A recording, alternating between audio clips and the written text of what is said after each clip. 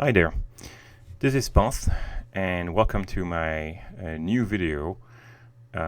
This one is called Stardrive Maintenance, and it's going to be 30 minutes of what you would call like a fast painting or speed painting, whatever the name you want to be putting on this. The important thing is that it will actually show how I'm actually trying to paint pretty fast and go straight to the point when it comes to having a 30-minute painting, and I'm starting straight away. As you can see, that video, actually I recorded that process in 2013, and I never really totally finished having it in a nice package, and I wanted to really prepare this because I've been having that video staying on my hard drive for quite a while. As you can see, I actually started this one with a blue-gray background on layer number 1, which is just above the background layer. I'm always keeping both layers here, this way I can always come back to the layer 1, to the blue-gray initial layer, in order to maybe tweak it if necessary.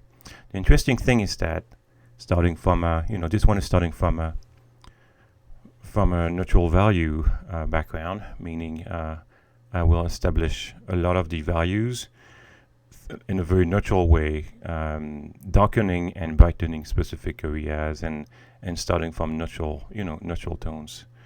It's interesting. It can be really a good advantage doing this, and at the same time, you always need to be careful when you start from a neutral background like this, because it's a great way to really kill all your bright values in a snap. And if you're not careful, and if you're not able to bring back the brighter values in a way that is pleasing, then you can, you could fail at just doing so. It's always a bit of a challenge, but it just takes a bit of a exercise, and after that it comes very naturally. This one is actually quite abstract, or you're going to say that a lot of stuff I do is quite abstract, but obviously you see like it's actually representing I would call it like a spaceship, and or at least like some space structure. And after that we'll see that there's a bit of a huge device thing that has been extracted out of that huge circle on the top right. So basically it's a pretty straightforward one. Big shape expressing a lot of diagonals. It's not going to surprise you if I use diagonals like I'm using right now. Blue values on top. Basically what I'm doing here is trying to have a bit of that car-based philosophy I've been using a lot when it comes to spaceships, meaning I love it when spaceships actually having an inside and an outside, an interior and an exterior, where you'll have a lot of cracks and a lot of gaps that will show what's going on inside. And I like that type of design mystery, if I might say. And it's why you can see that there's a lot of dividing lines that invite you to see what's going on inside. I always like doing that when it comes to spaceship design. I'm still building up a lot of the design here. I'm not very regarding on the general shadows or any type of rendering on it. To be honest, right now it really has to do with finding the right shape balance that will look good. These are really based on primitive shapes, if I might say. What I mean is that there's definitely like that big ellipsis thing and a lot of diagonals leading to it. So the composition, I know, is going to be straightforward, but can have an impact. Once again, I use the selection tool a lot for this. This way you can actually really go fast in painting everything that is inside. It's always quite useful. The color range is a great way to select too, and that's what I've done probably like a few maybe 30 seconds ago, and trying to use the color range tool to actually select specific areas to just paint. For example, all the blue values on top, I can select these only, and this is what I've done. I have a selection right now that is connected to all the top plates of that spaceship. This way I can actually add an additional pass of lighter, brighter values. Obviously what you're going to see right now also is that the light is coming from the top left, except if I actually flip my canvas, but right now I haven't flipped it. So the important thing again is that I will structure everything with the top left light, and as you can see, just above the ellipsis, the light is just going to come in there and is going to be doing like some nice gradients. Why here? Because everything going around the ellipsis is going to be important. It's where it's the highlight of the image. As you can see now also, adding an overlay, having a pass of overlay sometimes like this, adding an overlay to this is a great way to establish a nice value range and to really give more depth to the object. As you can see, it's doing a lot of fun stuff, and I'm playing with all these accidents. And I would say 80% could make sense, but 20% is still quite abstract and quite accidental. And I'm counting on these accidents to do a lot of problem solving into the image. And well, sometimes I'm lucky, sometimes I'm less lucky. So there's still trial and error. And I'm sometimes just backing up and like removing chunks of process and starting back from 2 minutes before and all that stuff. But it's still something fun to do. As you can see, the image actually has been built in really not a lot of time when it comes to all the initial structure. In like 6-7 minutes now, the image is already there, if I might say. In the background, I've been adding like a blurry set of diagonals that is mimicking like shadows of some big things that could be happening in the background. I do that a lot. I actually love using shadows in order to really like structure my image and have everything become gigantic in a way. It's like emphasizing epicness, and this is something I do a lot. Doing a lot of small details right now, using the line tool to just do this. Obviously, this is a 30-minute image, so don't expect like crazy rendering. It needs to go fast, and I love doing that. I love being actually challenged to really limit my process, or actually limit the amount of things that need to be done in an image, going straight to the point. And this is something, it's very addictive when you start doing that. You find a theme that suits your mindset and your imagination. You jump into it. You don't ask yourself too many questions. Yoda style.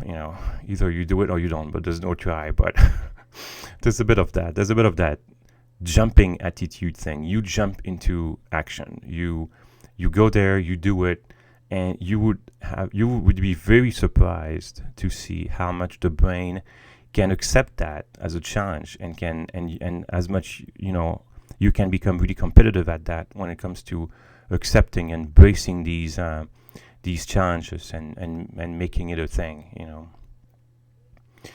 Lots of small details around that area.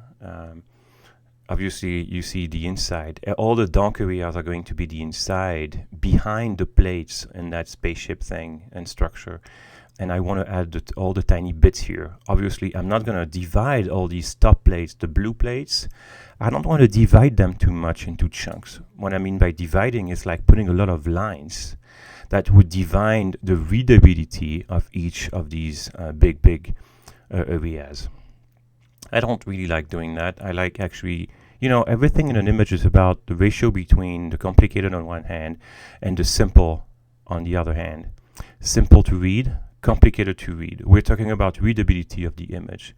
How do we read that? How much the eye is going to be stopping in one area that is simple for just a second, and then if the eye encounters another area that is like very detailed, it's going to be staying on it like 3-4 seconds. It's going to be slow. It's going to slow down in the areas where there will be a lot of details, and you can actually use that and use that concept. You will use this in order to better compose. It obviously means that you won't want to have the biggest amount of details and the more complicated areas where there will be the strongest narrative, where you have storytelling to actually point at and to explain. And this is something that you always have to be taking into mind, into consideration. Another thing that needs to be done when it comes to these fast 30 minutes exercises is to always clearly and very clearly, I would say, determine your foreground and your background, and obviously also some middle grounds. But the images that work really good are the ones where you can instantly determine and organize the foreground backgrounds with a selection that will divide both. This one is very simple when you look at the composition. We are having like a huge vertical structure that is just in the middle of a scene, and that scene is super simple. There's just nothing in the background. There's just like a cloud of dust or whatever. And what I mean by this is that you need to organize that simplicity. You don't need to be going all insane in the background and trying to just detail everything. It's all about organizing your 30 minutes here and have the image make sense into the time that is actually given. Here, so you see that big structure spaceship thing. This is my foreground. I would call it my foreground for now. After that, it will become my middle ground because I will add things on top, as you can see. But right now, these are the two only things that are actually prevailing. Foreground with that big diagonal structure. Background that is actually just a simplified sky thing or space. Every time you organize your image like that, your images in a way where you can really determine your foreground background, it's like having a big win into your image, because you know exactly where you're gonna go. You know exactly how you're going to be organizing the rendering of the foreground and what is important into your image, and this is really great. Right now, I'm actually putting that device thing. The theme is Stardrive Maintenance, so we can presume that there's that huge device structure that is just that needs to be extracted out of the core engine of the spaceship. You gotta imagine your own narrative here, and that small structure is just floating in space, and I want to be describing it. I've been using like one or two custom shapes on top, and also like a circle that I'm actually stretching to match the ellipsis and the perspective of the image. Putting the nice detail, as you can see, like the light detail, the one that are actually being touched by the light, if I might say. Once again, there's another thing I'm trying to do right now is having the right value when it comes to all the dark areas, the black areas, dark areas, and all that stuff. Interestingly, I'm trying to reposition the thing to see if anything corresponds, but it's funny how if I was putting this small device in another place, I would have broken the narrative of my image, and I guess that it's something that you can give it a try, but it does not mean that you need to go up to the completion of it. You still, sometimes, you back up again and you give it a try. It's the magic of layers, being able to reposition anything you want and see if it makes sense. That device was too big for the intent and for the narrative here, especially when it comes to the composition. I don't think it was making enough sense, so I actually toned it down and rescaled it down. I'm now it's interesting to by having a selection of all the darker bits inside the spaceship, I can play with that and add more values and add more details and rendering in all the darker areas. This is to, once again, express, from a design standpoint, express all these mystery bits that are going to be inside the spaceship.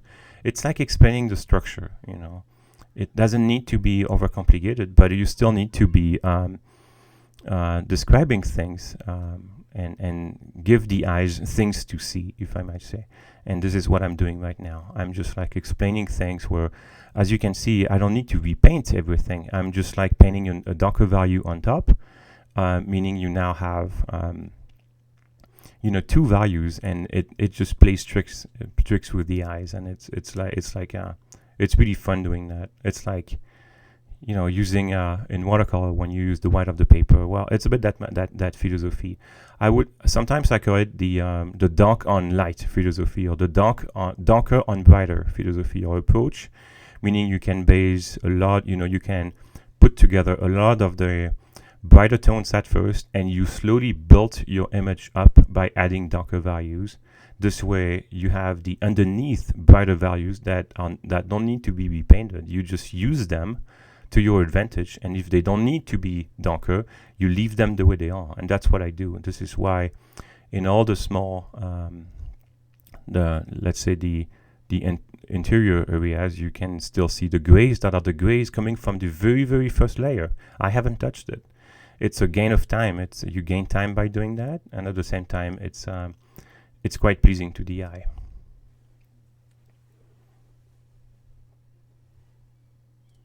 Obviously, spending more time on the small that small design piece, that small device, because that's where the eyes are going to be stopping in the image. I want to be sure that there's going to be a nice readable image where something is going to happen on the foreground. I know that I will have to add things afterwards.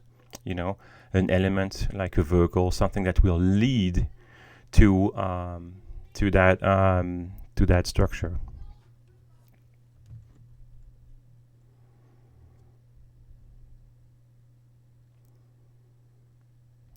Here you can see quite a few of my custom shapes. They change a lot. Sometimes I add, I add some, I remove some. I'm never keeping. I'm not wanting to have like an insane collection, even though it looks like that.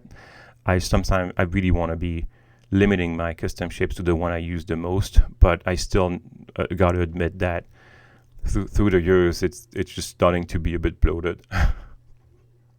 What I'm adding here is like, even though it's just not painted inside right now, it's a custom shape that can express all the light areas, the Tron-like lights that are going to be like coming within that huge circle structure. And I'm playing with that. I'm putting it in the right perspective and the nice ellipses inside, in order to have the whole thing make sense. Once again, it's all very connected to that specific area. You have the device. I'm going to put a light behind it.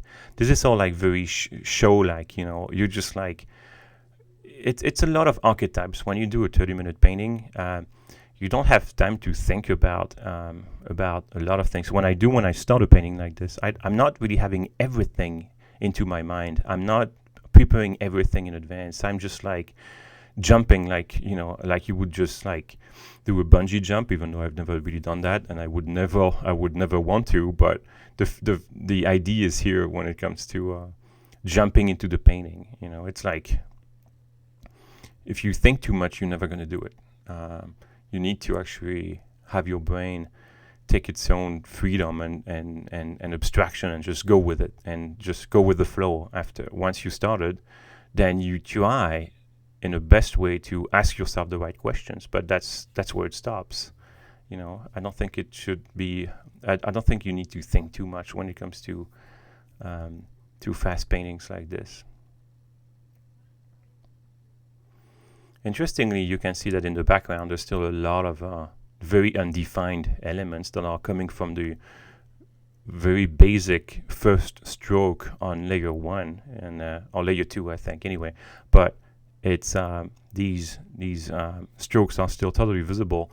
I don't even think I'm going to get rid of them. They just add a nice texture to the image. And once again, you want to be counting on these textures, on these small artifacts and the small accidents that are here and there.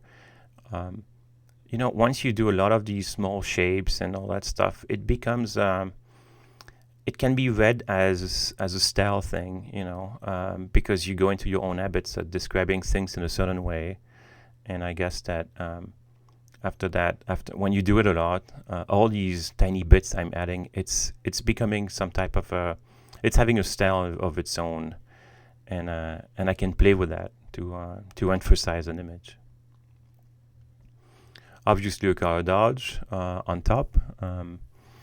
Color dodge is really nice when you want to be expressing emissive lights and stuff like that. It can be quite dangerous when it comes to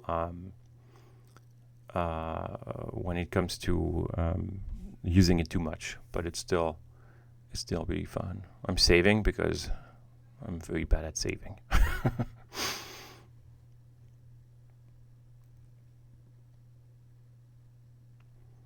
Again, like I explained in some other tutorials, the horizontal flip is super vital.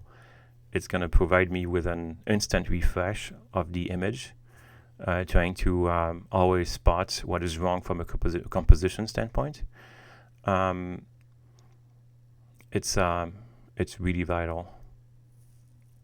If I add too much, darker elements in the background, it might screw a bit of my values. This is why it needs to be done in a very careful way. The brush you're seeing right now is like a brush mimicking like mountains or textures that might be having a bit of an organic feel, and I use this one a lot sometimes to just like make backgrounds, or even do a lot of organics and mineral studies and stuff like this. Playing with a nice ratio between darker values and brighter values. I still want to be showing that there might be like some mountain related background. I don't think I can have any other name for that. Once again, abstraction is a bit the key here, at least for this one.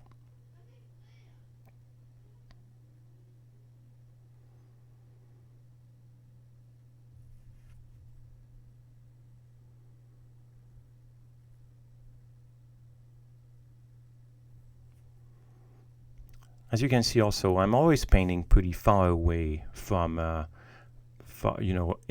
my computer, on my screen. I'm never really zooming in like crazy.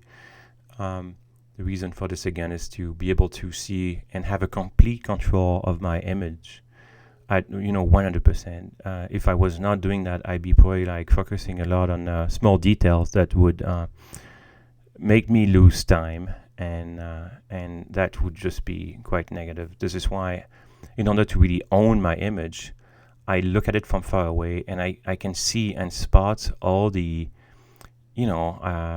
composition issues, or all the composition elements that I either need to improve or emphasize or change. And it's all that balance. Composition for me is the key thing. I'm not really totally a renderer. I mimic things. I like really render things sometimes, but it's not like if I could spend like an hour on a specific piece of detail. Because I think I lose interest pretty fast. I love the idea of being able to paint in the same way you could write.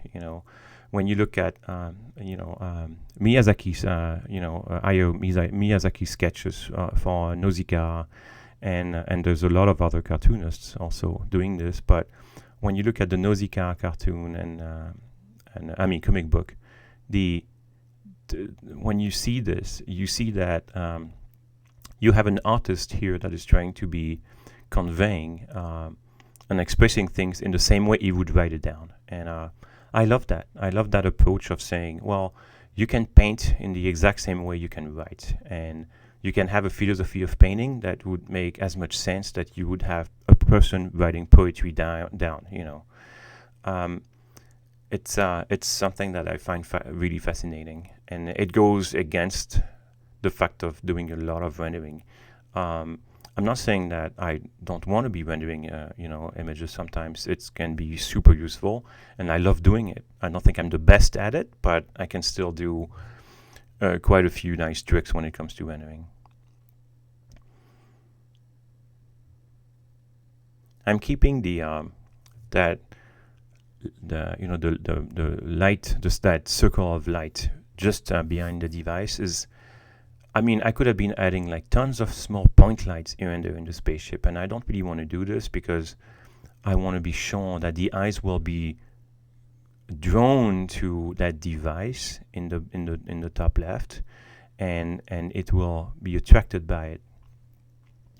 And now it's I'm starting to add the small foreground spaceship. This is why I was saying that the huge spaceship is becoming my middle ground. My foreground is going to be like 1, 2, or 3 small vehicles that will lead, that will go into the direction of that huge device thing in the background. This way it adds like a fast storytelling element. Again, they're going to be receiving a lot of the light that is coming from above in a diagonal way. As a result, I can play with this. Why? Because the huge spaceship is actually having all the lower section in the shadows. And I know that I will put something that will be, based on the rule of thirds. I will want to put like a strong diagonal between the lower left point and the top right point. And now that it's actually, flipped, you see what I mean. You need to organize your composition on a strong diagonal structure. And the interesting thing is that the position of that small spaceship makes the whole bright thing possible. What I mean is that it's going to be in a position where it's going to receive all that light. And I'm counting on that. I'm counting on that spaceship to receive enough light to pop out and to be really detaching itself from a darker background. And you can see on the navigator window on the top right that you can spot that spaceship very fast, instantly, because of the nice contrast. The contrast is natural. It's like a way to putting like a fast impact, and it's fun. I'm actually multiplying these small spaceships. I want to have a bit of a small, tiny armada thing. This one is dark, and I'm putting like I'm erasing all details on top. The reason is that I want it to be in the shadow of the big spaceship. You see, the more you do that type of stuff, the more you add depth to the image. You show that there's a lot of dimension going on between the foreground, background, and there's a lot of interaction between planes. And this is something that always take into consideration. How do you make planes, foreground, midground, and background? How do you make them interact, and how do you make them interconnected?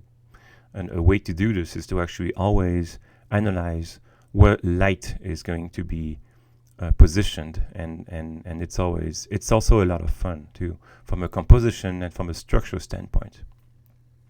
Still adding a few lights here, but again, as you can see, I'm actually still putting them around the top left area where there's that huge circular device thing getting out of the spaceship. And this is in order to be shown that, once again, the small, the small details are going to be visible. Interestingly, I'm still putting a few lights here and there, but they're barely there. They're really minimal. They're not going to be altering the flow too much. What prevails is the fact of having the top left area receiving all the attention.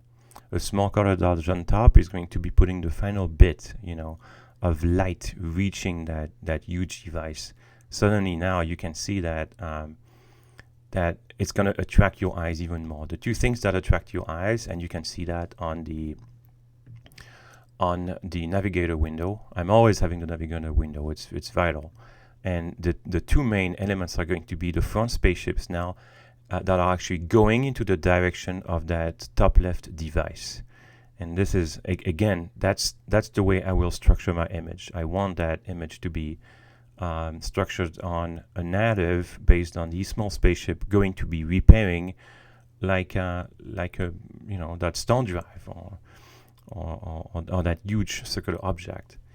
And you can see the structure now. You can read the narrative in a better way, because I'm going to be also emphasizing the contrast on top and the small bits. I'm still trying to add a bit of a lettering or sign out there on the spaceship.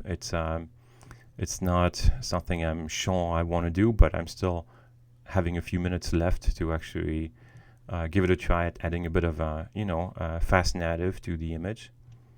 But we're reaching a point where things make a bit more sense, and the image is structured in a way that is quite attractive to the eye.